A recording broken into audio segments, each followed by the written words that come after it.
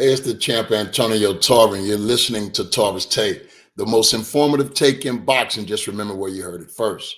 This week, man, we tap right into the big fight, Canelo Alvarez versus Edgar Berlanga, Las Vegas, Nevada. T-Mobile Arena, man, is coming to you from Amazon Prime pay-per-view, presented by Premier Boxing Champions.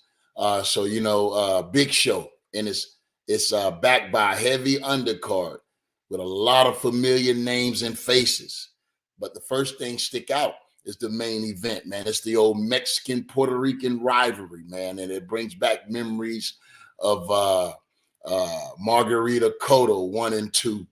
You feel me? You can even go back to Salvador Sanchez and Wilfredo Gomez.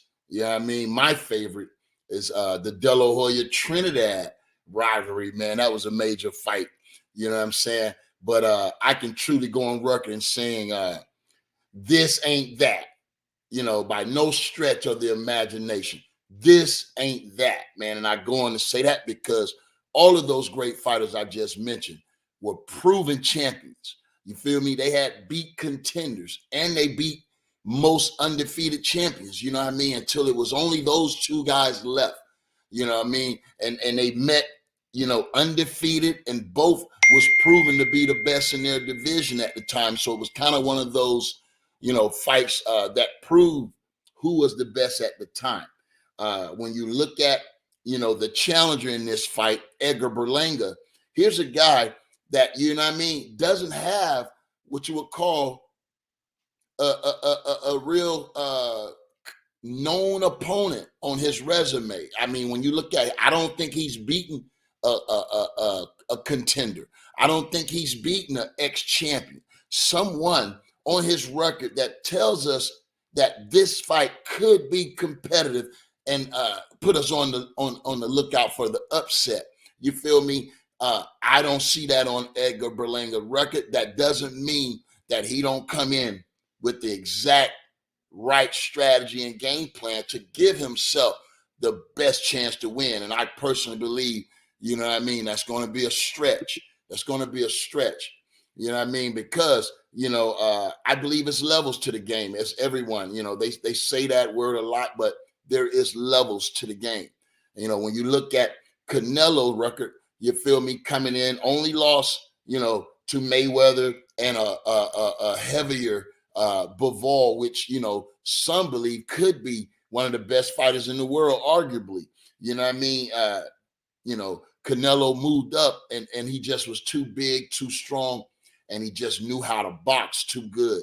You know what I mean? And unfortunately, Canelo wasn't able to pull that one off.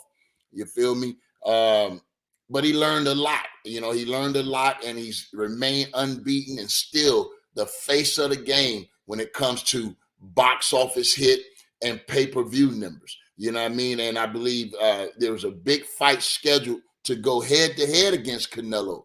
And I think Dana White and the UFC understands that now more than anything. There's only one face, and I can say face of boxing, but you can even go on record as saying face of comeback sports, because it's no bigger name than Canelo. And I think that UFC ticket sales, are screaming that right now. They really took a gamble going head to head with Canelo on a fight like this.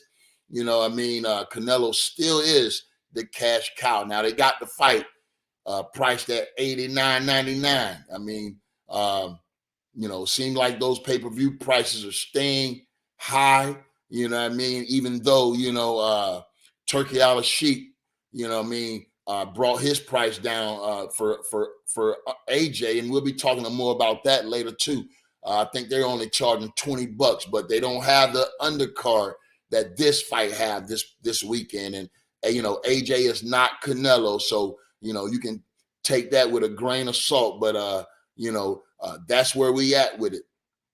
And I just believe, man, Berlanga's going to have to do a lot to really prove that he belongs on this stage and on this level. And I just think an upset is just far-fetched, man. I just don't see Canelo coming in falling that flat. And I think when you got to look at Berlanga fighting the best fight he can possibly fight and then Canelo falling as flat as he can possibly fall in order for Berlanga to pull off this upset. A lot of things have to go in his favor, and a lot of things I just don't see. When you look at speed, I think Berlanga's going to have his speed together, his not only hand speed, but his foot speed. You know what I mean? I think when you look at Bivol and Mayweather, who had a lot of success against Canelo, it was their footwork, being in control of space and being able to get those shots off. Berlanga will be the bigger fighter, I believe, size-wise, and he'll have, if you're just saying, who's the stronger guy physically, he may have an edge in that category. But can he use that to his advantage? That remains to be seen. You know what I mean? I think he's going to have to be aggressive, going to have to really lean on Canelo and be effective leaning on him, meaning backing him up and having some success, with this combination of punch. He can't just sit there as he usually do, square up and just bang. Canelo is way too smart for that. So, on that front, I just don't think, Berlanga is going to be able to think in there as quick as Canelo is going to be processing everything. I don't think Berlanga can process everything as fast as Canelo.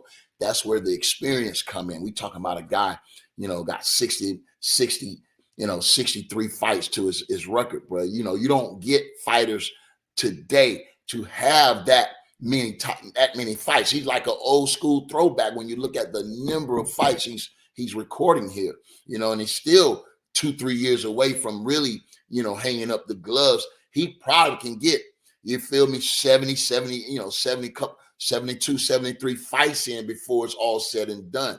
But Berlanga's going to have to come in and fight the perfect fight, I think, for him to have his hands raised, man. And I think he's going to have a controlling jab. These are some of the things that we really haven't seen Berlanga execute on this level, and I mean, I believe, looking back hindsight, Berlanga and Munguia would have been a perfect elimination type of bout to see who win an opportunity to fight, the face of the game, Canelo. That fight didn't happen, and both guys get to cash out. You feel me? But, I think the results will still be the same. It's just hard for me to believe that Berlanga can come in here and put it all together. We haven't seen him fight an A-level fighter yet. Now, he's competed, and I think he may have fought C-level fighters, and these are guys that, he got dropped against. And even now, they're showing Erickson Lubin, who's a 54-pounder, pretty much had his way and hurt Berlanga in practice. These are some of the videos I'm seeing. So those are the things that kind of, unnerve me about the fight. You know what I mean? It's just, it's just his technique and his fundamentals just not as tight as I would like to see him facing a guy as strong and as comfortable in the ring as a Canelo, man. And when you look at how he loved to set up that uppercut hook, you feel me? He hit Munguia with the uppercut, but he didn't finish with the hook. I think if he can connect with that combination, it's going to be hard for Berlanga to get out of that one, man. And I don't believe the last fight with Munguia, I thought Canelo could have took it another notch or two and probably closed the show with inside the distance.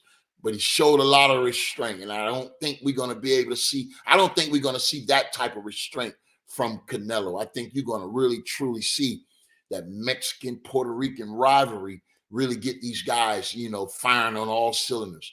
But at the end of the day, man, I think Berlanga can do himself good, even in defeat, if he can show and prove that he belongs in the ring with a fighter like Canelo, that he can give Canelo some contested rounds. You feel me? Maybe even win a round or two.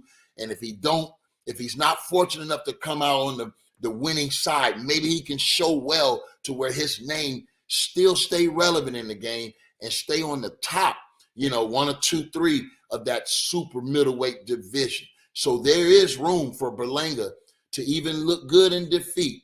But man, if I had to go on record, I'd say this could be, one of those nights that remind us of Amir Khan when Canelo knocked him out, or even when he knocked out my boy from New York, what's my man name? Damn, Kurt Franklin. You feel me? That type of knockout. You feel me? That's what I'm looking for, man. And because I just believe Berlanga may have too much heart for his own good. You feel me? Because I know he's bringing his attitude. You feel me? Bringing his attitude to the table, and he's bringing his aggression and all that. But man, when a fighter is sharp as Canelo, they don't get unnerved by all that.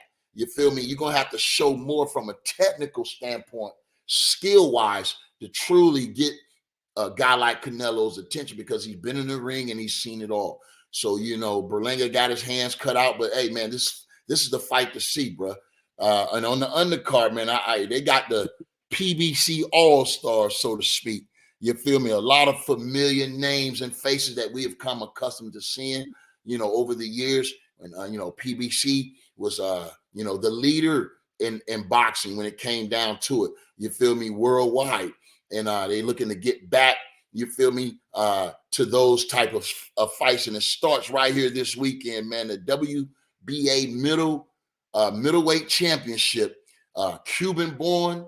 We've heard Lara name around a long time. He's 41 years old, and even to right now, he's only lost to some credible fighters. Ain't nobody really beating Lara like that. You feel me? He had two split decision losses, one against Canelo, and then he had another split decision loss against Jared Hurd. So he gonna bring it every time out. When you look at Lara, man, he's a traditional Cuban type fighter, good footwork, knows that ring generalship is his pet peeve.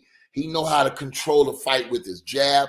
He got speed. He got timing. He's not as active as he used to be, 41 years old, but he does know how to place those shots, stay in the fight. He know how to control his opponent. And he's facing another very popular Puerto Rican, Philadelphia-born, man, Danny Garcia, who's, again, one of the PBC superstars, two-time, multi-time division champion. And, so he comes in with a credible record, man, 37-3, you feel me? And he only lost to some credible names as well. When you look at it, Keith Thurman, Sean Porter, Spence Jr., these are the PBC All-Stars I've been telling you about. We can even say superstars, you feel me? They've all been in that round robin, so to speak. Now, he faces Lara, Cuban-born, got that a Cuban style. Not noted for his power, but since he's moved up, look at his record. He's, he's on a 3-fight, I believe, knockout winning streak. So this 160 pounds, and with the age slowing down a little bit, he's sitting down on his punches. Now he's coming in against a knockout artist with that left hook. We know Danny Garcia, he still can crack with that left hook. Now, we haven't seen him in a long time, and I hate to say this, man, those long layoffs really destroyed most of these guys' career, because you just can't put it together after 2.5-year layoff, and you come right in to a championship fight. That's the only thing that gives me some, hesitation with all the way favoring Garcia in this fight. We just haven't seen him. We don't know what he still has. Does he still have that fire? You feel me? When you look at Garcia, and I want to point this out, man, for a lot of those young fighters coming up, he's always been an entrepreneur, very smart, business-wise. He's done a lot of things, while and during his career. And I advise a lot of fighters, if you can, compartmentalize business, outside business with boxing, do that. I know you got to have a strong team, as Garcia does, and allowed him to make some major plays outside the ring. And, 2.5 years off, man, we want to find out, is he still have the championship heart and desire, to want to be champion again? Or is he's looking past boxing and most of his entrepreneur business outside of the game? That, is what I'm leaning toward. Is he in or is he out? Now, we'll find out, because if he's all the way in and he still wants to be champion again, this could be a very difficult fight for Lara because we know what Danny brings to the table. He got the experience. We just need to know if he will be, challenged with ring rust. And if he is, then how long will it take him to get back on his game? Now, leading into this fight, there was always question about Danny's output and activity. Does he throw enough punches? Does he throw enough punches in combination? If Danny still wants to be champion, I think he needs to do that more often and show us that he's working on that in this fight. Get that work ethic up. Not ethic, but his work rate up with punches. Let's get those punches to maybe 25, 30, 40 around. Let's work that jab a little bit more often. Just get more active. And I think he'll need to do that if he want to win more rounds than Lara. Lara, ring generalship, man, is second to none. So now he knows how to slow the fight down a little bit from his experience. So I think we're going to see a classic chess match. You feel me? With a little power in between, because I know Garcia going to want to get this fight over with inside the distance by landing a big left hand. But, it's hard to land with Lara anyway. You're going to have some serious aggression and some pressure. So that fight for me, I'm kind of leaning toward Lara because of the layoff, but I believe this fight is going to be a pick'em fight, 50-50 type. It could be anybody fight, with this title, man. And again, another superstar on the undercard. It's my guy, man, WBA Super Middleweight. They fighting for the WBA Super Middleweight interim title. Caleb Plant get another shot at it, going against, virtually unknown Trevor McCumby. Man, we don't know enough about the kid other than he's undefeated, and that's always a good thing, but it don't always tell the complete story. You feel me? We understand that a lot of time these guys can fight within their region without fighting a big name or a credible opponent. You get to 20, 25-0, and now it's time to see, can you truly swim? Everything you've been working on, can you truly execute at this level? You feel me? And everybody always talk about levels, but it really is about that, man, experience and being comfortable in that ring.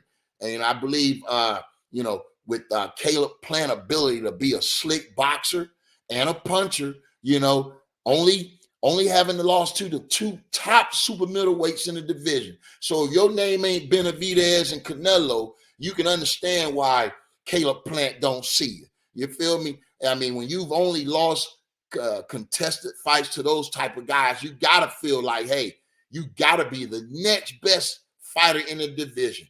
And so Trevor McCumby come in and wants to upset a guy, even though Plant is coming off another year and a half layoff, hasn't been in the ring since he fought Benavidez. Trevor McCumby come in, man, and we just don't know enough about him. I hope he has a chin. I saw maybe about 4 or 5 years ago, he fought a guy that clipped him with a 1-2 pretty good. He went down hard, but he got up and he won that fight. I don't know if it was just he walked into a shot or if, his chin is truly suspect. Well, if his chin is suspect, we can count on Caleb Plant. You feel me? Testing it, often in this fight, man. I'm a lean toward Plant. I just think, again, man, experience being in there with guys like Benavidez and Canelo just give you a different approach to the fight game. But this kid, Trevor McCumby, can come in here and make a name for himself, bro. He could show us, show us what nobody knows is how good is he? How good really can he be? And I think that's where we're going to do some comparison and judging no matter how this fight goes. He'll have an opportunity to make a name for himself, man. But I got to lean toward my man Plant, because if Plant coming out of Nashville, Tennessee, now lives in Vegas, he's one of those guys, man. He one of them. You feel me? He ain't taking nothing for granted. He's coming in and really proving that he still want to be considered one of the best super middleweights in the world. And getting this interim title, it kind of guarantees that he'll get another shot at it, man. So, we'll be watching closely with this championship implication fight on the line. And there you have it. You've been listening to Tarver's Take, the most informative take in boxing, man. Just remember where you heard it first. And if you haven't gone over to YouTube, please do so. Like, share, comment, and subscribe to my YouTube channel, Tarver's Take, man. Until the next time, stay tapped in, and I'll talk to you then.